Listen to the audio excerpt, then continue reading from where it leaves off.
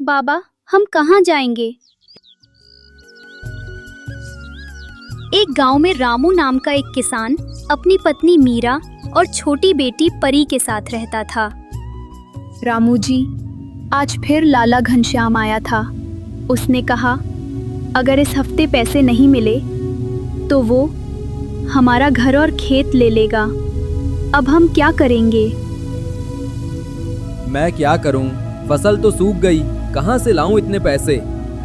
हमारी परी का क्या होगा? बाबा, हम कहाँ जाएंगे? रामू की आंखों में आंसू थे। उसे अपनी लाचारी पर गुस्सा आ रहा था।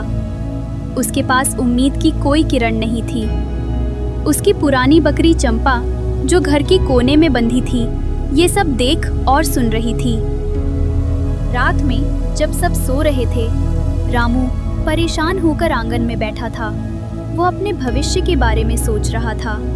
तभी चंपा धीरे धीरे उसके पास आती है।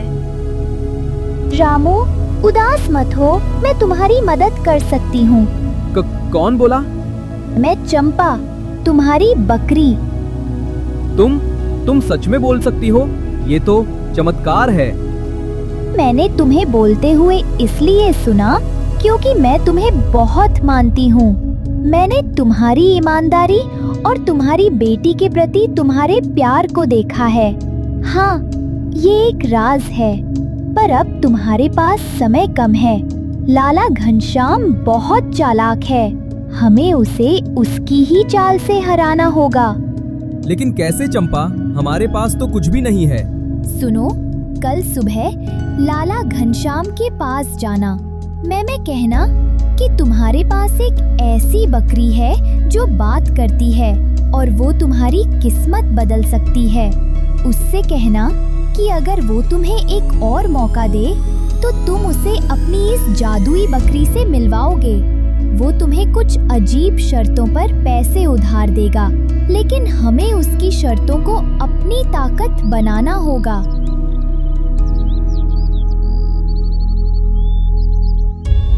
लाला जी, मुझे एक और मौका दीजिए। मेरे पास एक ऐसी बकरी है जो बात कर सकती है। अगर आप मुझे कुछ दिनों की मोहलत दे तो मैं आपको दिखाऊंगा। रामू, तुम्हारा दिमाग खराब हो गया है। बकरी भी कभी बोलती है। ठीक है, मैं तुम्हें एक मौका देता हूँ, लेकिन मेरी कुछ शर्तें हैं। रामू, अगर तुम्हारी बात गलत निकली तो मैं तुम्हारा घर और जमीन जब्त कर लूंगा। क्या तुम ये शर्तें मानते हो? मुझे आपकी शर्तें मंजूर हैं।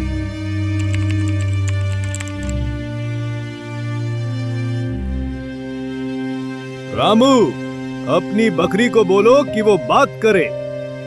चंपा चुपचाप खड़ी रहती है, कोई आवाज नहीं निकालती। मैंने कहा था ना रामू, तुम झूठे हो।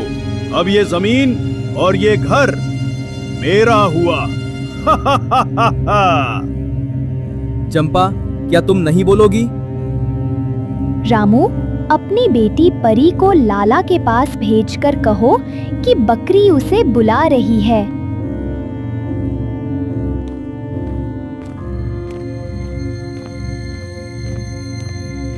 दादाजी, चंपा बकरी आपको बुला रही है। या बकरी मुझे बुला रही है? चल भाग यहाँ से। लाला घनश्याम, तुमने सोचा कि मैं भीड़ के सामने बोलकर अपने जादू का राज खोल दूंगी। तुम कितने मूर्ख हो। मैं सिर्फ उन्हीं से बात करती हूँ जो दिल के साफ होते हैं, और तुम लालची और कपटी हो। तुम क्या सोचते हो मैं अपनी शक्ति का प्रदर्शन ऐसे घमंडी लोगों के सामने करूंगी?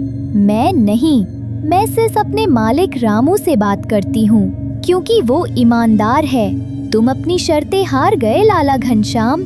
रामू से माफी मांगो और उसे उसके सोने के सिक्के दो। ये कैसे हो सकता है? एक बकरी सच में कैसे बोल सकती है? मैं तुम्हारे साथ अभी इसलिए बोल रही हूँ क्योंकि मुझे रामू के परिवार को मुसीबत से बचाना है। चंपा की बुद्धिमत्ता और उसके बोलने की शक्ति ने रामू की जिंदगी बदल दी थी। लाला घनश्याम को अपनी हार माननी पड़ी। रामू ने उन सोने के सिक्कों से अपना कर्ज चुकाया और एक नया जीवन शुरू किया।